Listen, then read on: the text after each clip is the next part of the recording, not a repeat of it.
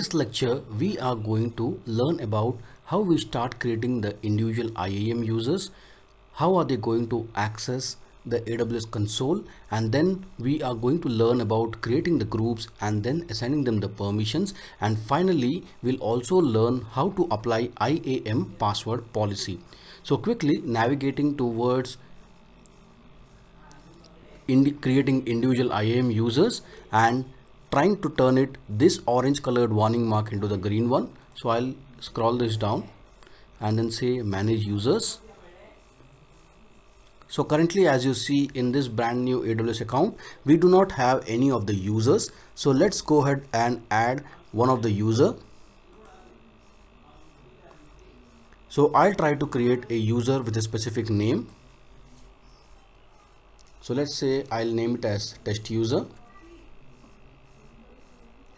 And in this, remember, there are two ways in which we will be able to access our AWS account. One is using the AWS management console where we give the user ID and the password, and in order to protect it, we have also enabled MFA, that is multi-factor authentication.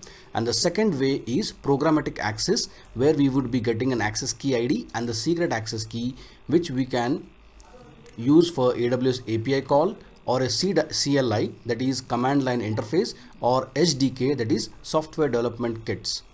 So I'll quickly go ahead and enable both of them for a while and then scroll the page little more down, and now I see that there is a console password. If the user is going to make use of this option in order to log in into the AWS console using the user ID and the password, whether that password should be auto generated or you want to set that password for the new user, that is up to you. So for now, I'll just keep it as auto generated.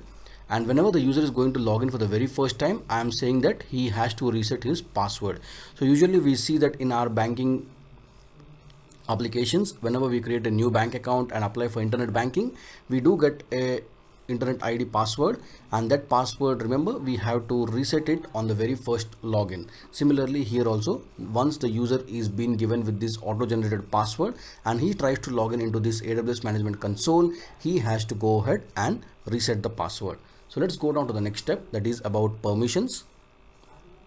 Now, what kind of permissions would you actually allow to give this user? Whether you would like to add it to some group, or would you like to give some permissions from one of the existing users, or would you like to directly attach any of the policies? Remember, policies are nothing but permission documents. So let's say I want to look out what all different permission documents are available. You can see here we have got a huge number of services, and we can scroll these pages and you would be able to see all the different kinds of policy documents. So let's say I just want to give this user access to storage services, that is S3 bucket. So I can just type here S3 to filter it out, and then you can see here, if you want to give full access to S3 service, you can select this Amazon S3 full access, or if you just want to give read-only access, then you can select Amazon S3 read-only access. So maybe for now I'll just give full access to S3 service, and then next let's add the tags.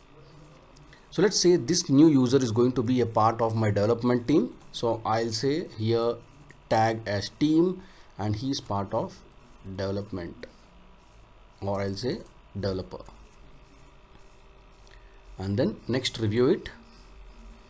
So you can see the number of steps that we have completed till now. So in the step number 1, we filled in the details of the user and then selected what kind of access to be given, whether programmatic access and the console access both, and then the password, we set it to be auto generated, and he requires a password reset, we said yes.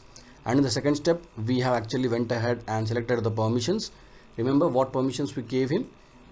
Full access to S3, and one policy is auto attached, that is user change password, which means whenever he's going to log in for the very first time, he would have the capability to change his own password. And in the step number 3, we have attached a tag saying that he is a part of developer team. And in the fourth step, we are actually reviewing all the details that we have done in the step 1, 2 and 3. And finally in the step number 5, we are going to complete the create user step. So there we go. So the user has been successfully created, and you can see the details here. So the best way would be you can directly download this CSV file and then directly mail the user, or you can directly send him an email from here. If not, you can also copy the details which are showcased on the screen directly by clicking on this show button. So I would prefer to go ahead and download the CSV file. And remember, this is the first and the last time you will be able to see the secret access key and the password for this user. In case if you have not downloaded the CSV file or have not copied any of these information, then please do so before you proceed to close this screen. So I have downloaded the credentials file, so I'll close this. And now let me open up the credentials file and show you how it looks.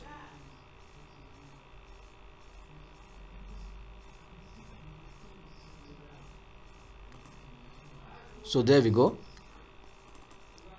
Here is the username, that is test user, and this is the password with which he has to log in if he is using a console. And if he is trying to use a command line interface, then he has to give this access key ID and the secret access key. And the console login link to be used by the user would be this one: https://aws-training2019.signin.aws.amazon.com/console. So what I'll do is I'll quickly open up Internet Explorer here and then go back and copy the link.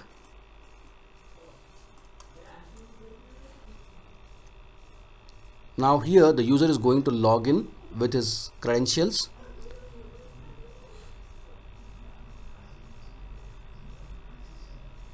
So the username is test user. Password, let's go ahead and copy it.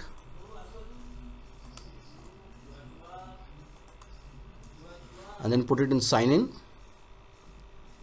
So remember, he has to go ahead and change his password on the very first login. So I'll just put it back the old password and then I'll give the new password here.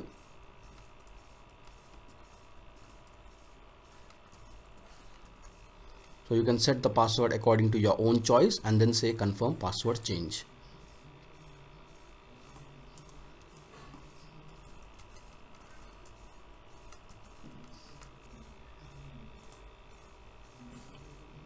So there we go.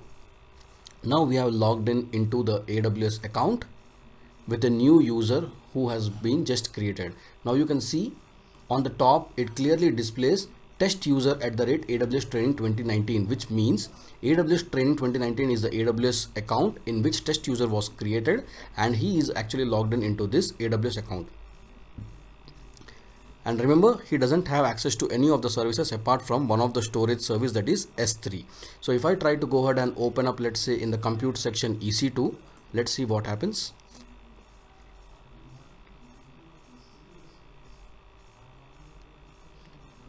So it clearly says you are not authorized, which means he doesn't have any extra access to go ahead and do any of the things in this service.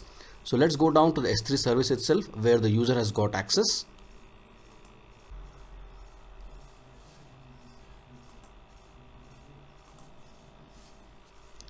So here we can see there are 3 buckets already available in this S3 service, which were created earlier in this AWS account, and the user is now able to access them as well. So if he goes inside any of this bucket, he should be able to see some files. There you can see one of the file being available, right? Similarly, he also has access to the other buckets and he is able to see some of the files related to the web server. So now if I go back to the main AWS account, and go and click back to the dashboard, you should be able to see a third green tick mark available on the security status. So we have now learned how to create an individual IAM user and how do we assign him permission directly while creating it. But in the real time, it might become a tedious job if I really have to manage thousands or maybe more than that number of users and assign them individual permissions, right? So the good thing would be I can actually go ahead and create a group and then directly assign the users to the group so that a set of people will have same level of access, right? So let's say I have a team who is going to only manage storage account. So instead of assigning the policies or the permissions to each user individually, I would rather create a group and add all those set of users into the group. So first let's create couple of more users. I'll go back to the user. I'll say add user. I'll say test user 1,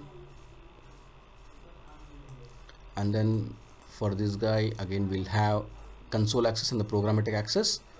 Rest of the options I'll keep same. Say next permissions. I'm not going to give any permissions because we are going to add this user to the group. And then say next add the tag. Again I'll add it as team developer, and then say next review this, and then create the user.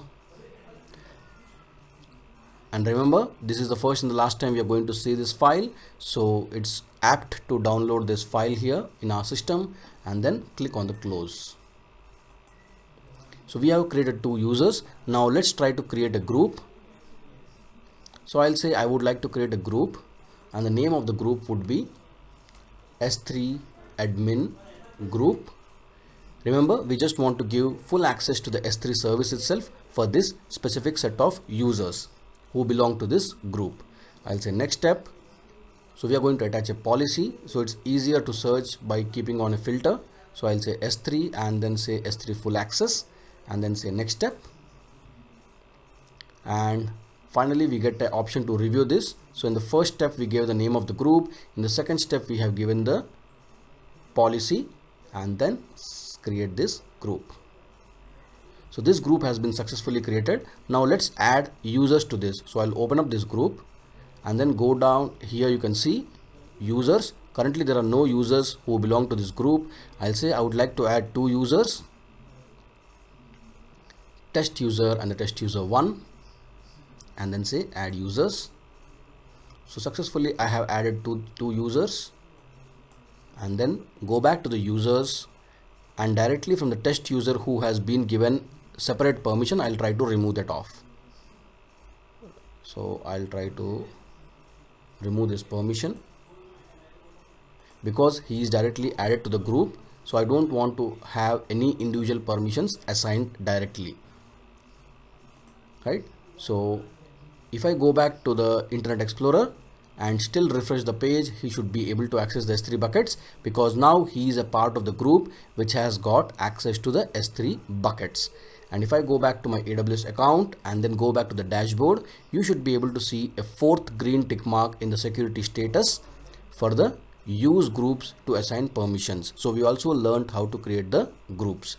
And finally we have the last part in the security status about applying an IAM password policy. So let's go ahead and click on this and click on manage password policy.